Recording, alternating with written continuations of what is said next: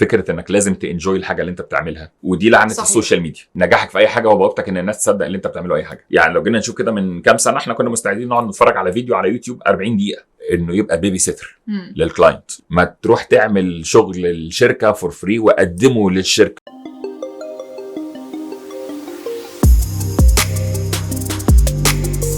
في الجزء ده يا صلاح من البرنامج هنبقى بنتكلم مع بعض على 3 مواضيع أساسية دايما مسوحة الفريلانسرز في دماغهم. تعال نتكلم من البداية خالص انه انت كصلاح اشتغلت بقالك 10 سنين فريلانسر. لما بدأت وقررت انه انا عاجبني سيستم الفريلانسنج وعايز اكمل حياتي كده، بدأت تقول ده ازاي للناس اللي انت ممكن تبقى بتصرف عليهم، الناس اللي مسؤولين منك and so on؟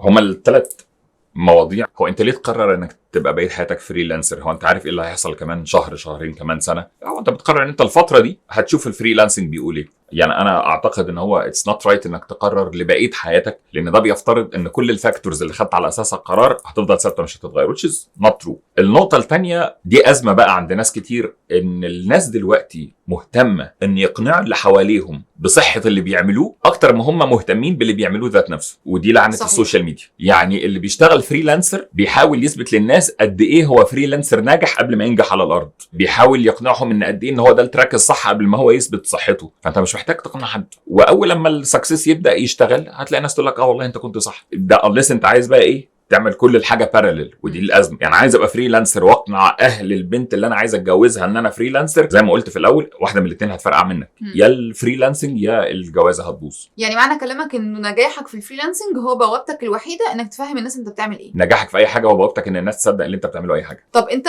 يعني في الاول كسرت لي معتقد كبير قوي، انه دايما في اي انترفيو بتقعد فيها يقول لك شايف نفسك فين كمان 5 سنين. لا لا لا، اللي بيسال السؤال ده بعد الكورونا يبقى احمق. اما هو عايز ايه ده الغايه، الوسيله بتختلف. يعني لو جيت اسالك كده من 7 سنين اقول لك على فكره يا رود احنا كلنا هنقعد في البيت لمده سنه، نو واي، مستحيل. طيب بعد ما قعدنا سنه في الكورونا اقول لك على فكره احنا السنه الجايه كلنا هننزل الشارع تاني، برضه مستحيل. فالعالم بقى دايناميك بطريقه ما تسمحش انك تعمل بروجكشن ال5 سنين ده. اكبر مده بلاننج الفريلانسر يعملها قد ايه؟ سنه، والسنه ديت متقسمه كيوز. كل ما الكيو يبعد كل ما الرؤيه تبقى فيج. يعني انت عندك خطوات سبيسيفيك قوي في اول كيو مربوطه بخطوات لسه سبيسيفيك في ثاني كيو، لسه سبيسيفيك في الثالث، رابع كيو انت عندك بس ايه برود جولز. بتبدا تبان امتى الجولز ديت تبقى سبيسيفيك؟ لما توصل للكيو نمبر 3 يبدا كيو 4 يبان قدامك. طب شايف ايه الفور كيوز اللي المفروض هو يمشيهم بالترتيب عشان يوصل في الاخر للاند اوف ذا فانل انه انا فريلانسر على وضعي؟ ما يتسربعش على الفلوس. تيك توك اثر في حاجه اسمها الاتنشن سبان. يعني لو جينا نشوف كده من كام سنه احنا كنا مستعدين نقعد نتفرج على فيديو على يوتيوب 40 دقيقه، دلوقتي نو واي، مستحيل. ما هو انا في 40 دقيقه دلوقتي اشوف 50 فيديو واتفرج على طريقه اصطياد القراميط من الطين بالمنتوس والكوكاكولا. صح. وكل ده في دقيقه. الناس اللي بتخش مثلا بتعمل educational content about freelancing على التيك توك، هو انا فاكر ان انا لو قعدت اتفرجت على 40 فيديو هبقى جامد. هو تاني مفيش بديل عن التكرار الممل اللي ملوش ريورد، اللي مش باين له حاجه. انما العقليه بتاعت التيك توك اطلع الفيديو يجيب فيوز فاشتغل فريلانسر يجي لي كلاينت، نو واي.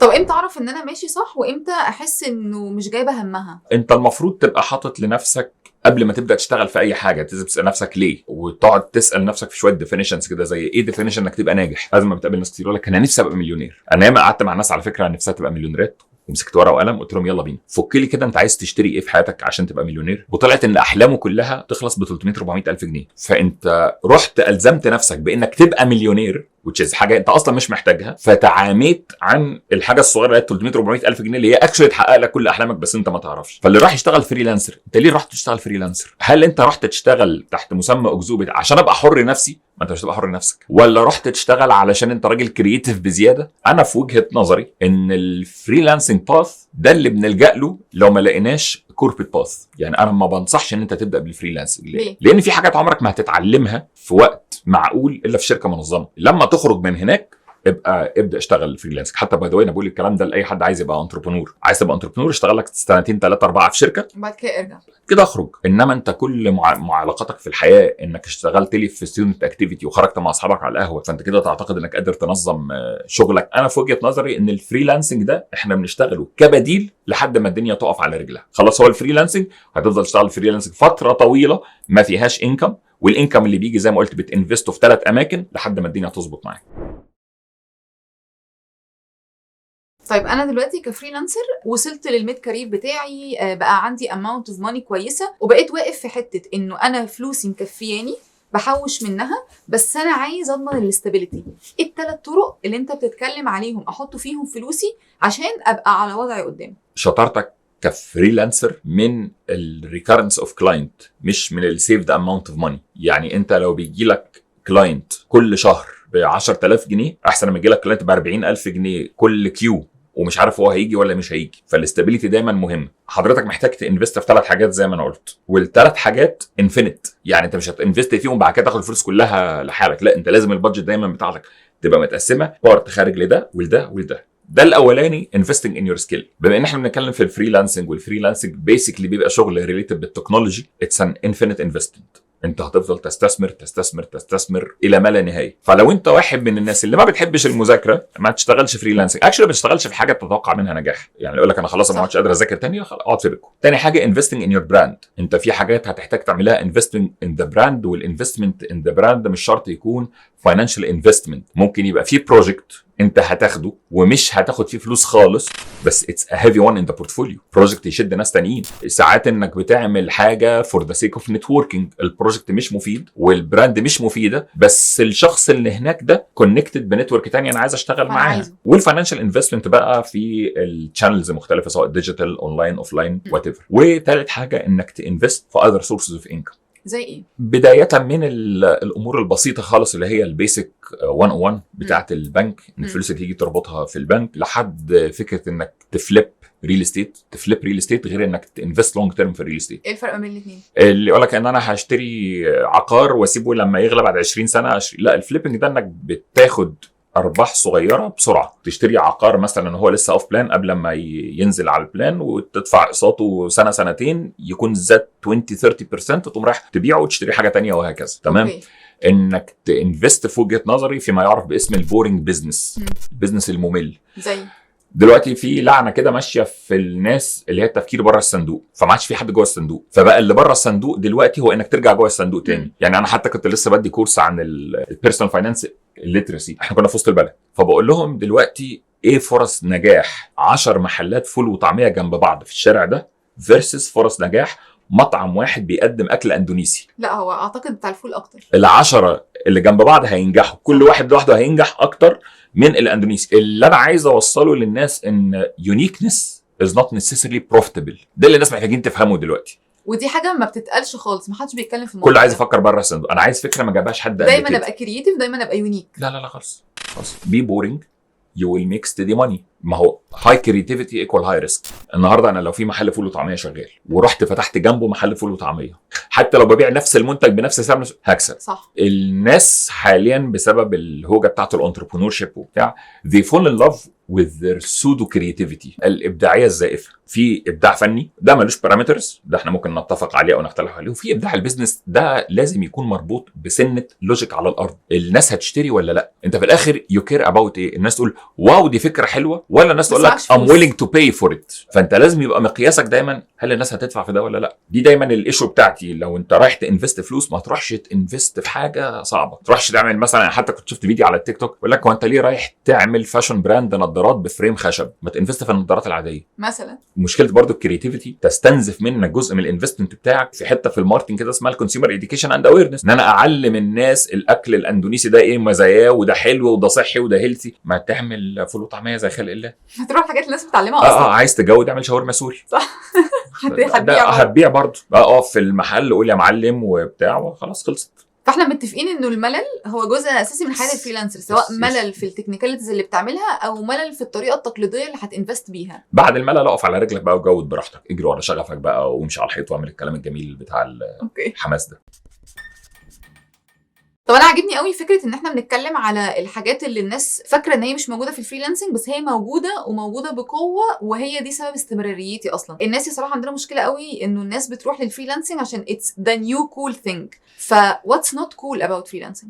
هو في الاول في الاخر اسمه شغل، والشغل يشغل الوقت والصحه والبال. فلو انت داخل تشتغل بكوز اتس كول، لا انت هتصدم. ممكن انت ممكن تروح تعمل تاتو، تحلق قصه حلوه تبقى كول، تشتري لبس ترندي. كارير يعني ريسبونسبيلتي، فانت بتاخد قرارك بناء على انت هتأدي ازاي وهتشتغل ازاي وهتديفلوب ازاي وهتضيف ايه للناس والناس هتضيف لك ايه. which is اصلا برضو الفريلانسنج is not cool. لو يعني هو اصلا مفيش هو شغل شكله cool. من بره بس كده، بس من جوه في حاجات مفيش تانية. شغل كول. احنا ربنا خلقنا بفيتشر كده احنا كبني ادمين اسمها الادابتيشن، التكيف. صح واتس كول النهارده بعد فتره يبقى ممل. بالظبط. زي ما انا مثلا انا فاكر كويس قوي اول لما بدات ادرس وبدا يجي لي مجاميع كبيره وبتاع، واز فيري كول ان انا انزل واشرح وانا النجم اللي في بعد كده القاعه. بعد كده زهقت، بعد كده الموضوع بقى مرهق، بعد كده الموضوع بقى ممل، حصل لي ادابتيشن، دي طبيعه الخلق. كمل في الفريلانسنج ازاي وانا حسيت فجاه انه اتس نوت كول، فانا محتاجه اعمل هيوج اماونت اوف سيلف ديسيبلين، يا اما مش هجيب فلوس. هو احنا كفريلانسر لو انت ما اشتغلتش، ما قمتش تشتغل دلوقتي، مش داخلك فلوس. ذا واي. how to work on self discipline. ذا واي، الديسيبلين مربوط بالواي. واي ار يو دوينج ذس؟ حلو قوي. فلو الاجابه انه كوز اتس كول، فما تشتغلش فريلانسر. يعني انا فاكر اول لما بدات اشتغل كان البيجست موتيف عندي ان انا اي واز براندد في العيله ان انا فاشل، خاصه لما النيابه راحت وما عادش ليا، فانا فاشل وماليش مستقبل. فانا كان اكبر موتيف عندي ان انا مش فاشل، وخاصه ان انا اول ما بدات اشتغل في التدريس وانا كنت لسه بقول لك ان انا جايب مقبول وبتاع. انا فاكر في مره كنا قاعدين في قعده عيله فبقول لهم ده في طالب عندي، والكلمه ما كملتش طالب عندك، طالب هنا يا دكتور انت نسيت نفسك ولا ايه وبتاع. وبقت حفله سف في العيله كلها، كنا في افطار في رمضان انا فاكر كويس. 5 سنين قدام اللي كانوا بيسفوا على دولت بقى الناس بتتوسط لهم، يا جماعه معلش انا عارف ان صلاح قفل الشغل بس خلوه ياكسبت بس الستودنت ده. فانا في الاوقات اللي انا مش طايق نفسي وتعبان ومصدع ومطبق ومش عايز اشتغل ومش طايق اي حاجه، I had my why. فما كانش ينفع اللي يقومني من على السرير والدنيا برد او اللي يطلعني اشتغل وانا ديبرست ان اتس كول ان انا اطلع اشتغل. اتس كول is good for you to start but بس it's مش not good to continue. شكرا. بدايه للجميع والاستمراريه للاقليه. بالظبط. كفريلانسر انت قعدت 10 سنين من حياتك تشتغل فريلانسر. عايز اعرف حاجتين: ايه الحاجات اللي اتصدمت بيها وكان نفسك حد يقولها لك قبل ما تشتغل فريلانسر، وايه اللي ساعدك تستمر وتاب سكيل البيزنس بتاعك؟ اللي اتصدمت بيها انك شغلك انت نبطشي زي النبطشي اللي في المستشفى كده، الشيفت بتاعك سيزون. يعني انا عشان كان شغلي مربوط بسيزون الدراسه، فحتى عندي في البيت كانوا عارفين ان انا الدراسه بدات صلاح اوف سيرفيس لحد الامتحانات ما تخلص.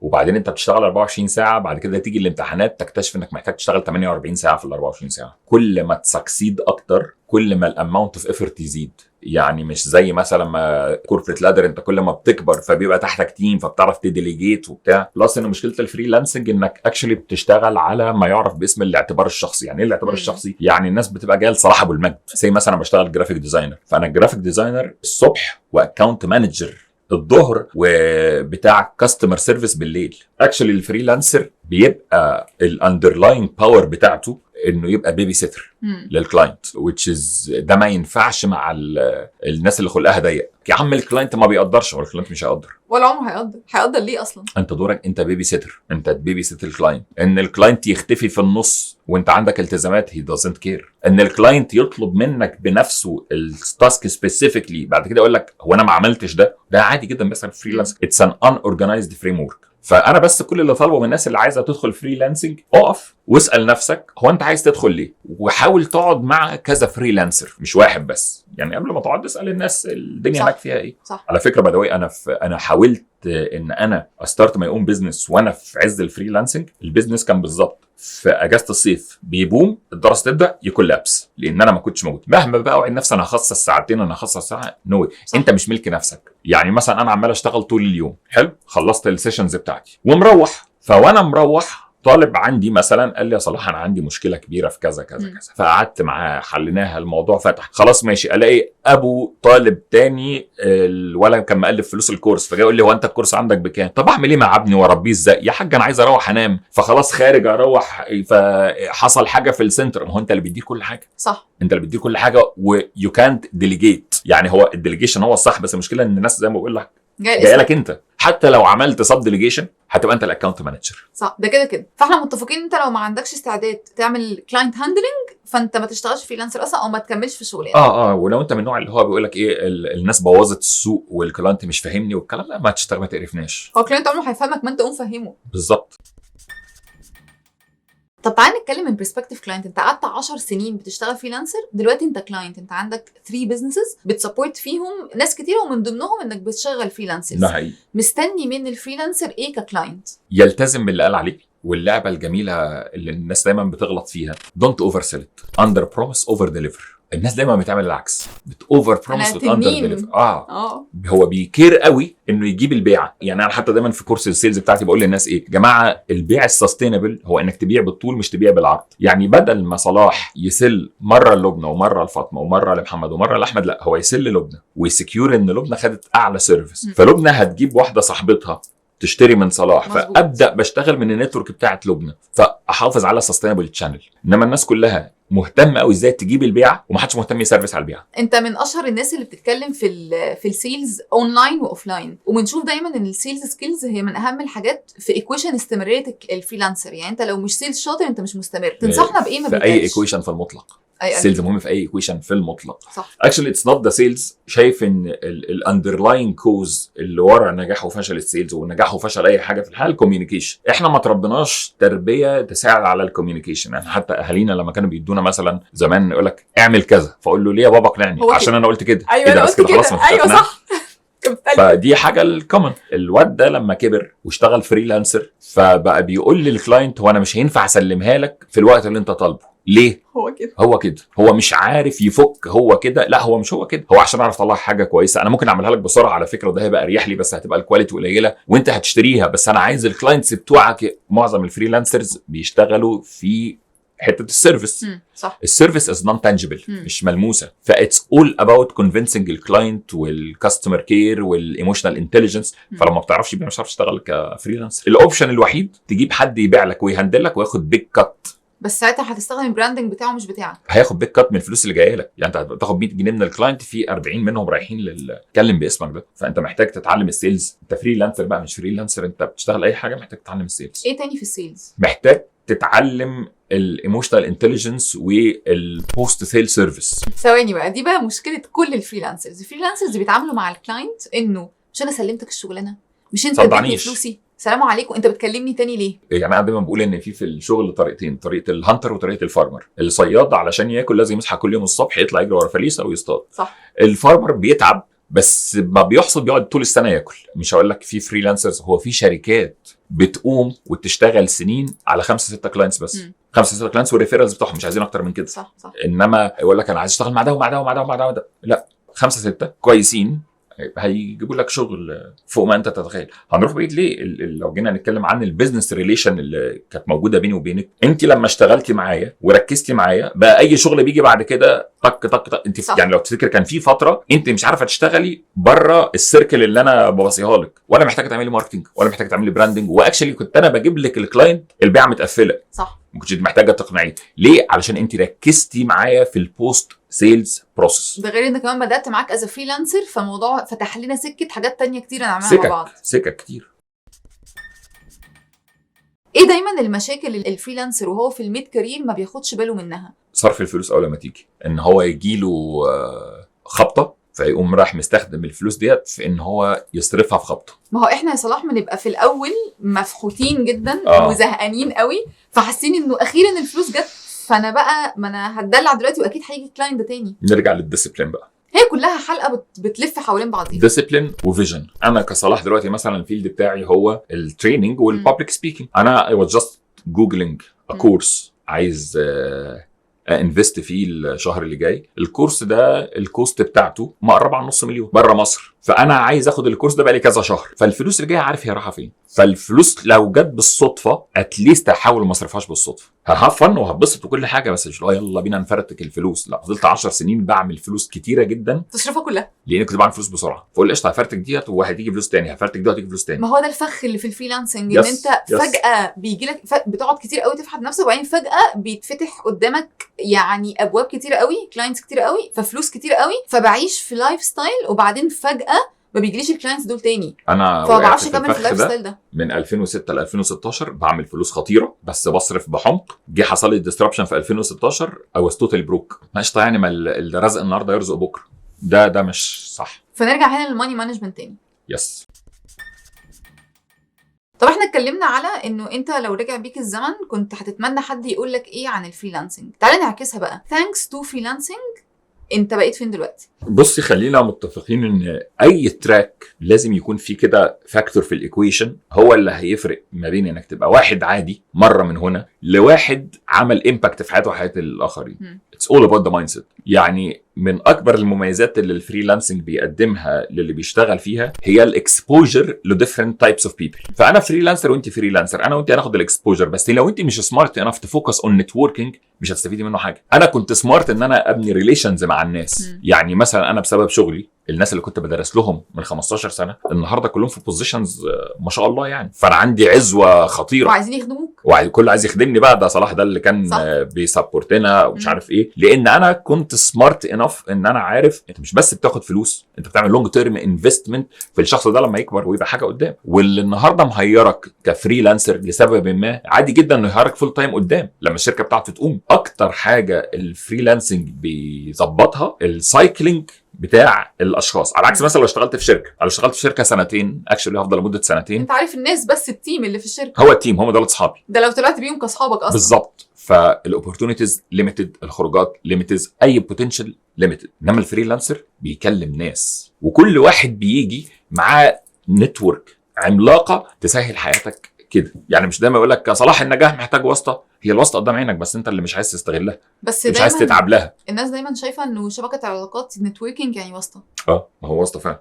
ازاي؟ ما انت جايباني النهارده واسطه وتقول دو ريسبكت لاي حد في البروجرام. انا جاي النهارده علشان لبنى شبكه علاقات. لبنى واسطه صلاح، تمام. ولو لبنى عايزه حاجه من حد هي ما تعرفوش بس صلاح يعرفه عشان هي عندها جود ريليشن بصلاح، فبقت النتورك بتاعت صلاح. ده اللي هيحصل بعد البرنامج ب5 دقائق بالظبط، بقت النتورك بتاعت صلاح بتخدم لبنى، وفي المقابل النتورك بتاعت لبنى خدمت صلاح. كنت لسه من كام يوم بقول لك انا عايز اظبط حاجه في مش عارف ايه، قلت لي خلاص كونسيدر ات دان. هو ده الذكاء. فانت بقى راجل قافل على نفسك وبتعمل الشغل وبتسلم وتفكس للكلاينت، هتبقى استفادتك من الفريلانسنج مينيمال and you will never be able to sustain long term income stream. بالظبط. وده يوصلنا للحته بتاعت الليميتنج بليفز. ناس عندها ليميتنج بليفز كتير قوي، زي انه ايه ده، لا انا مش عايز اعتمد على الواسطه، اسمها نتوركينج سكيلز وفي ساينس كامل قايم على الحته دي. ايه الليميتنج بليفز تاني اللي عند الفريلانسرز بيخليه ما يعرفش يوصل للي انت وصلت له النهارده؟ ان ما اشتغلش مع الكلاينت اللي مش مقدرني. الكلاينت لازم يسقف لي ويقول لي شكرا.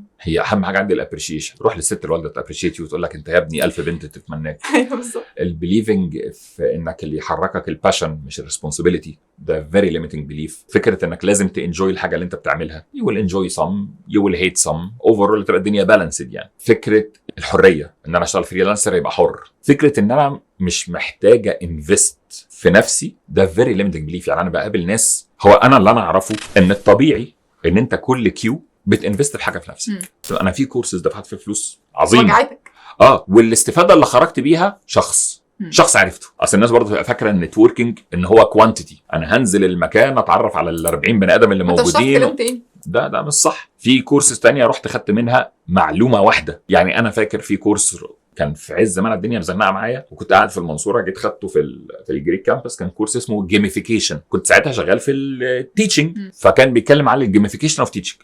المهم رحت خدت الكورس، لقيت ان كل الكورس انا عارفه بس ما كنتش عارف ان اسمه جيميفيكيشن. واحده قامت تعمل برزنتيشن كانت تريننج في النص، فقالت معلومه فتحت لي سكه كده انا عمري ما سمعت عنها قبل كده، وهي دي اللي عملت لي الطفره في شغلي بعدها. بلاش تشتغل تفكير اللينير. في مثل كده عند جدودنا زمان يقول لك ايه، الحجر الداير لابد من اللط. يعني طول ما انت بيحصل لك اكسبوجر هتخبط في حاجه، اوبورتونيتي بقى، لك، نتورك، واسطه. انما فكره انا مش عايز اوصل الا بمجهودي، انت كده بتشتغل هارد ما بتشتغلش سمارت. طب بمناسبه الامثله، في مثل بيقول لك صاحب بالين كذاب وصاحب 3 منافق. بس انا كفريلانسر ما هو انا صاحب 3 و4 و5 و6، انا بشتغل مليون فانكشن وبشتغل كذا شغلانه. حلو قوي. انا مؤمن بالشغل اللي على التوالي مش اللي على التوازي. يعني انت النهارده عايز تشتغل كذا حاجه، اوكي اشتغل دي لحد ما تستابلايز، بعد كده اشتغل بعدها، بعد كده اشتغل بعدها. انما ما تحاولش تبدا 3-4 حاجات جنب بعض، يو ويل فيل دراستيكلي. وده مش بناء على احصائيات وابحاث، ده بناء على تجارب شخصيه. انا فاكر حتى في الايجنسي بتاعتي كنت في مره انا وفاطمه ماي بارتنر بنتكلم احنا عايزين نجيب الكلاينت ده والكلاينت ده والكلاينت ده، فما كانش بيجيب اي حاجه. فقلنا صلاح احنا عايزين ندخل 10000 جنيه مصاريف الشركه، تعالى ننزل نجيب كلاينتس يجيبوا 10000 جنيه، جبناهم حلو، يلا بقى نجيب كلاينتس يجيبوا لنا 5000 على ال10 لحد ما الدنيا كبرت. انا كانت غلطتي ان انا كنت بحاول اجيب الكلاينت اللي براند الشركه، كنت بروح تارجت بيج كوربريتس وسمول كوربريتس يسستينوا الشركه، فلا كنت بعرف اجيب ده ولا كنت بعرف اجيب ده. فاحنا متفقين ان المالتي تاسكينج اكزيستس، بس مش معناها ان انت بتعمل كل حاجه مره واحده، بتسكيور حاجه وبعدين بتطلع واللي ستيب بعدها. بعديها. اوكي which is دي الازمه. الواحد مثلا عايز يشتغل في الكونتنت رايتنج مثلا، فراح يتعلم كونتنت رايتنج وسكريبت رايتنج وكرييتيف ادز رايتنج اشوفها بعيني. انت بتعمل ايه؟ صح. وبعدين أنت بيجي بعديها يقول لي انا خدت كورسات كتير جدا وما اشتغلتش. والله اشتغل. كنت لسه بتناقش انا وفاطمه قبل ما نطلع على حد صديقنا يعني حب يبدا يطور نفسه عشان يلاقي شغل، اوكي فقام عامل MBA. هي دي اصلا تضييع وقت. مش دي الازمه بقى، بعد ما عمل MBA كلمنا سالنا ما تعرفوش حد بيعمل سيفيهات؟ يعني انت عملت MBA والسي في مش موجود. يعني هو غالبا MBA اللي انت عملتها ستاندز فور محمد بركات احمد مش ماسترز ان بزنس ادمنستريشن. غلب والله غلب، شتان ما بين معرفه المعلومه وتطبيق المعلومه. صح. مش عشان انت خدت كورس هاو تو بي ا جود كونتنت كريتور فبقيت كونتنت كريتور. لا، انا نتفاهم مع بعض بعد 50 بيس 50 بيس ابروفد في ديفرنت اندستريز. انا خدت الكورس دافع فيه فلوس كتير قوي فهعرف اعمل الكلام ده. which is بدوي دي اول حاجه بقولها للناس في كورس السيلز بتاعتي، بقول لهم يا جماعه انا هديكم اللي ما حدش قاله لكم في السيلز. عارفين ايه اللي هيحصل لما تخرجوا من الكورس؟ مش تشتغلوا بيه بقى. يور سيلز ويل دروب، لان اثناء ما انت بتحاول تطبق كل المعلومات فهتتلخبط الكلاينت، فهيبقى انت هتخرج من الكورس عندي السيلز بتاعتك كده هتدروب بعدين سكاي روكت. فير انف. في فيديو من الفيديوهات بتاعتك اللي وينت فايرل كنت بتتكلم على انك محتاج تاخد ريجكشنز كتيره جدا عشان في الاخر تعرف ان انت تسكيور اسيلز. الناس اللي في السيلز دايما عندهم مشكله كبيره جدا الا وهي الفير اوف ريجكشن، بيخاف يتقال له لا. عارفين ليه الناس بتخاف تقول لا؟ بس بيحس ان هو اللي جات ريجكتد، ده قال لي انا لا. سايكولوجيكال ستاديز بتقول ان البني ادم الطبيعي ما يستحملش اكتر من 8 لا في نفس التوبيك. لا، يو نيد تو بي كوريجيوس، لازم تبقى شجاع. هو انت اي حاجه في حياتك فيها possibility اوف ريجكشن. يو ويل جيت ريجكتد في شغل، يو ويل جيت ريجكتد في انترفيو، يو ويل جيت ريجكتد في علاقه، يو ويل جيت ريجكتد فروم يور بيرنتس، يو ويل جيت ريجكتد من كلاينت. انت كده هتجيت ريجكتد، فيو كانت افويد ريجكشن. فريجكشن از ا فاكت، ديل وذ ات، والبيعه اللي تخاف منها ما يجيش احسن منها. طب ايه احسن وسيله للتغلب على الريجكشن؟ الكوانتيتي. من الاخر بالبلدي كده يعني بلغه الشارع، جتتك تنحس. انا كفريلانسر في الميد كارير بتاعي جبت شويه كلاينتس، وبعدين الكلاينتس دول خلاص الشغل خلص وقعدت اقدم على ناس كتيره قوي وبيجي لي ريجكشنز كتيره جدا. ازاي اتصرف هنا، او ازاي اعرف افرق ما بين انه دي علامه ان انا ابطل فريلانسنج او انه rejection is part of the process؟ ما حدش يقدر يقرر امتى تبطل فريلانس، هو بس انت دايما لازم تبقى مؤمن بالجمله اللي هي بتاعت if it's to be it's up to me. الناس اللي بتفضل تفكر في ان المشاكل حلولها براها دي ما بتوصلش لحاجه. اصل ظروف البلد، اصل مصر مش مؤهله للفريلانسنج. يا عم اشتغل جلوبالي، ما تقرفناش. يعني انا مثلا انا كصلاح ابو المجد I will never buy from a freelancer عامل لي اوفر يقول لي مثلا صلاح البيس دي ب 10 جنيه. كنت بتكلم مع الفريلانسرز ان يا جماعه ستوب دوينج اوفرز، بطل تقعد تقول للكلاينت انا بعمل دي بقى. هو عندنا مشكلتين، الاوفر واعلى كواليتي باقل سعر. ده هو انت اعلى اعلى اشتغاله باقل تحوير. صح يعني صح. حد بقى تشتغلها مسخ، يعني انت حتى ما تعبتش في التحوير وانت ككلاينت مش هتصدقها. انت بتشتغلني، ولو انا صدقت طيب انا كلاينت حمار I will hurt you. انا ككلاينت هاذيك، لان خلي بالك في كلاينت يعمل لك مشاكل، في كلاينت لما ما تظبطلوش الاكسبكتيشنز يمشي يزفك. صح. ويقول ده انت كلاينت وكذا ونصب عليا وضحك، وانت تمشي بقى تلف حوالين الناس. يا جماعه لا والله ده انا كنت كويس معاه، ده هو اللي كلاينت ما بيفهمش. ما ينفعش تقول امتى هتبطل. امتى هتبطل دي بتاعتك لما تقرر انك تعبت. لكن الريجكشن مش علامه ان انت تبطل. لا خالص. الريجكشن علامه ان انت بيفت، انت محتاج تريبوزيشن، انت شغال غلط. واحد يقول لي مثلا صلاح طب ما هو انا مشكلتي انا اترفضت من شركه عشان ما عنديش بورتفوليو. طب ما الشركه تقبلني عشان اجيب بورتفوليو، ما تعمل شغل ببلاش. ايوه صح. ما تروح تعمل شغل الشركه فور فري وقدمه للشركه لك يا صلاح ومجهودي يروح على الارض. ما انت ليه مقيم مجهودك بتاع انت انا فاكره في مصر ان عشان انت مجهودك كشركه عالي. يعني انت كتيم اصلا مره نزلت بوست ان اوفيشال كونتنت الطلبات يس. وبعد كده كنتوا متصورين من كام يوم في اوفيس طلبات. فانت كشركه اصلا بتعمل كده، فكفريلانسر ما يعملش كده. يا جماعه احنا جربنا ده مع طلبات، ايه الكلام، وعجبهم بدوي. ودلوقتي دي يور كلاينت لحد ما في حته كده اور كلاينتس. حلو قوي. الناس على رجلها نقش الحنه زي ما كان ابويا بيقول له، يعني مش هنزل اشتغل. تنزل توسخ ايدك، ما تنزل تاخد ريجكشن، ما يتقال لك لا. يعني هو انت ابن الملك فاروق. صلاح لو هتقول كلمه واحده للفريلانسرز يحطوها حلقه في ودانهم يشتغلوا بيها عشان ينتقل من ميد كارير لسوبر فريلانسر او لفريلانسر يفتح شركه، تبقى الكلمه دي ايه؟ كلمه واحده. لازم يكون دايما عندك curiosity for knowledge، تبقى curious الناس بتفكر ازاي، تبقى بتسأل اللي حصل ده حصل ليه، اهم من انك تسأل اللي حصل ده اذاني في ايه. هو ليه كلاينت رجكني، مش هو ليه كلاينت جرحني. صح، ده اللي بيحصل. ليه كلاينت رجكني، امسك ورقه وقلم وبي كيوريوس وبي هامبل، انك تتعلم مره واثنين وثلاثه، وزي ما بقول لك التكس تايم. لو مش ناوي تستحمل الملل كويت. فريلانس يارد كانت موجوده من 10 سنين، من ايام ما انت بدات، كانت هتسهل عليك حياتك في ايه؟ اولا لو كان في حاجه واحده بس هختارها فريلانس يارد كان ممكن تسهلها عليا، ودي كانت حاجه برايسلس ولا تقدر بمال، ان هي كانت هتسبير ميل ترايل اند ايرور. الموضوع كان مكلف قوي. انا غلطت غلطات، يعني انا حتى كنت بقول للناس يا جماعه انا الغلطه عندي كانت بسيزون، يعني مثلا اشرح بتكنيك صح جديد مثلا، صح، ضاع عليك السيزون بتاع التدريس، شكرا. بطلبته بقى بناسه بحواراته. لو انت شغال لوحدك بره الجايدنس بتاع فريلانس يارد، الغلطه مش بكلاينت، الغلطه بسيركل، لان الكوميونيكيشن ده بقى متفايرل. ضاعت. يعني انا النهارده لو عدى عليا اي كونتنت كريتور هشتغل معاه، اول حاجه هعملها هرفع سماعه التليفون على لبنى، اقول لها لبنى انت ايه رايك في الراجل ده؟ دلوقتي احنا بنحب قبل ما نهاير حد نسال. ففريلانس يارد هتبقى موفره عليك الترايل اند ايرور، موفره عليك السبورت سيستم. زمان وانا متضايق وعندي مشكله في الشغل مفيش حد كواليفايد ان اساله، ارفع عليه سماعه التليفون، هسال مين؟ فاروح اسال مدير بنك مثلا، هو مش فاهم اللي انا بقوله، هو راجل شاطر وناجح في حتته. طب اسال واحد دكتور، هو مش فاهم اللي انا بقوله. ما كانش يفهم الموضوع غير الفريلانسر اللي زيي، وتشز غالبا كان لايص نفس اللوصه اللي انا لايصها. بالظبط، فكنا بنبوظ الدنيا مع بعض. ما كانش حد سابقني اعرف اساله. فريلانس يارد موفره الجايدنس. الفريلانسنج ما عادش طريق مظلم مهجور، طريق متسفلت ومظبوط، والحياه فيه ظريفه جدا يعني. ثانك يو سو ماتش يا صلاح، يعني احنا اتس اور بليجر انت جيت والله. الانسايتس اللي انت قلتها لنا فعلا شكرا. مفيده جدا. استنونا الحلقه الجايه مع another freelancer.